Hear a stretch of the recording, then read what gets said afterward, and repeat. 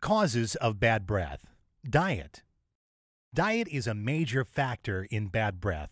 Now, we've all heard about the onion breath and garlic breath and these regular reminders of what not to have for lunch and then take back to the office because of bad breath.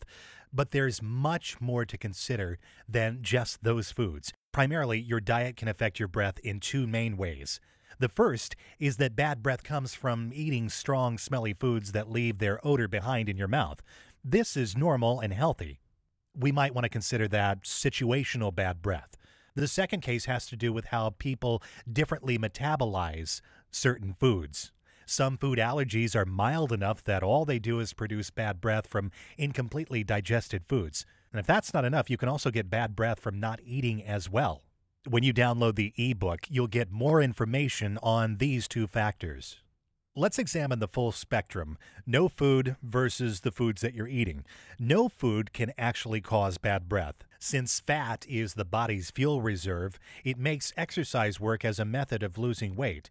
If you're not eating enough, your body automatically dips into its fat reserve, especially in the morning hours. The problem is that once your body starts to break down fats into sugars your muscles use for energy. Ketones produced when your body starts breaking down fat for energy, one of the reasons that undernourished people often have bad breath. Now on to smelly foods. Things like onions and garlic. Cabbage is also another great offender. While it doesn't add any flavor the way onions and garlic do, it does promote bad breath, and for the same reason, its chemical compound, sulfur. We'll explain more as to why sulfur compounds affect bad breath in our ebook. Proteins can also be a problem. We've seen these low-carb, high-protein diets in the past. People who eat lots of protein tend to be more likely to have bad breath than those who don't. And the reason is that protein has a much higher density than many other kinds of food.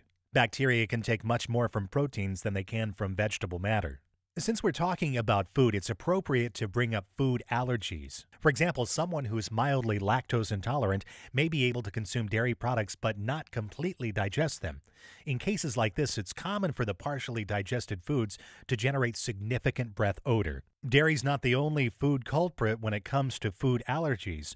There's also a condition called fructose malabsorption or dietary fructose intolerance. It's similar to lactose intolerance, and we'll explain more about this in the ebook, so be sure to download it today. Many soft drinks contain high fructose corn syrup, which is only really noticeable when you read the label. The more fructose you have, the worse your breath.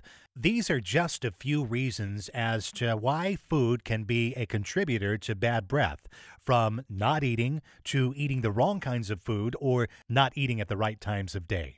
Find out more information on how you can tackle your bad breath and find out how to alter your diet. Download the ebook today. You'll discover more information about why diet can be contributing to your bad breath, as well as many other factors.